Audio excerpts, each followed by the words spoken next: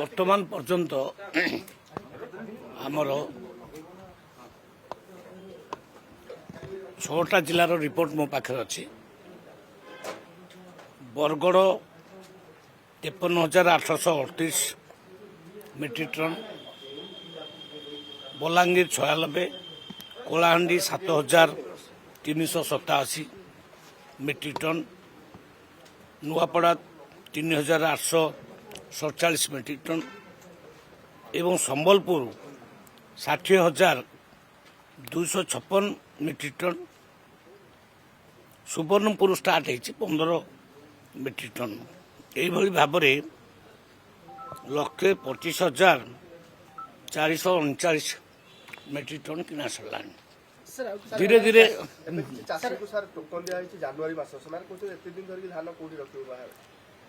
ପ୍ରାଇମ୍ର ରାଗ ଏମିତି ଯିଏ ମନକୁ ନିଜର କରିନିଏ। Prime chilli powder. ଧାନ ଶୁଣନ୍ତୁ, ଜିଲ୍ଲା ଡିଏଲ୍ପିସି ମିଟିଂରେ ଡିସାଇଡ୍ ହେଉଛି କେଉଁ ତାରିଖରେ ତାଙ୍କର କିଣାଯିବ। ଏଟା ଆମେ ଡିସାଇଡ୍ କରୁନୁ। ଜିଲ୍ଲାରେ କଲେକ୍ଟର, ଜିଲ୍ଲାର ପ୍ରଶାସନ, ଜିଲ୍ଲାରେ ଫାର୍ମର୍ସମାନଙ୍କ ରିପ୍ରେଜେଣ୍ଟେଟିଭ୍ ସବୁ ବସିକରି ଡିସାଇଡ୍ କରୁଛନ୍ତି।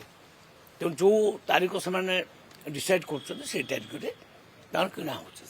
ଜାଗାରେ ଚାଷୀ କହୁଛନ୍ତି ଯେ ଯେତିକି ପ୍ରଡକ୍ସନ ହେଇଛି ସେଇ ଅନୁସାରେ ଟୋକନ ମିଳୁନି, ମାନେ ଟୋକନ ଦେଲା ଟୋକନ ସେ ପ୍ରୋବ୍ଲେମ୍ ଟିକେ ଥିଲା। କାଲି ଆମେ ବସିଥିଲୁ, ଆଉ ଲେବୁଲ୍ ମିଟିଂ ହେଇଥିଲା। ଏ ମିଟିଂରେ ସଲ୍ଭ ହେଇଯାଇଛି। ମାନ୍ୟବର ବିଧାୟକ ସମ୍ବଲପୁର ଜର୍ନାଲ ମିଶ୍ର ମଧ୍ୟ ଥିଲେ।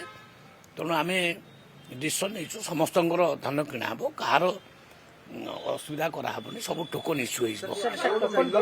ଟୋକନ ଦେଲା ପରେ ବି ଯୋଉ ବଳକା ଧାନ ରହୁଛି ସେମାନେ ବିକିପାରିବେ? ନାଇଁ, ବଳକା ଧାନ ଯେଉଁମାନଙ୍କ ରହୁଛି ସେମାନେ ଫ୍ରି ମାର୍କେଟରେ ବିକିବେ।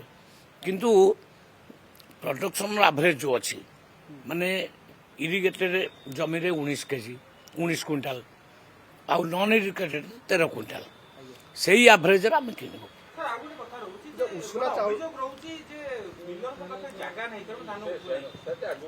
ମିଲର ମାନଙ୍କ ପାଖରେ ଆମେ ହିସାବ କରୁଥିଲୁ, ଜାଗା ବହୁତ ଅଛି।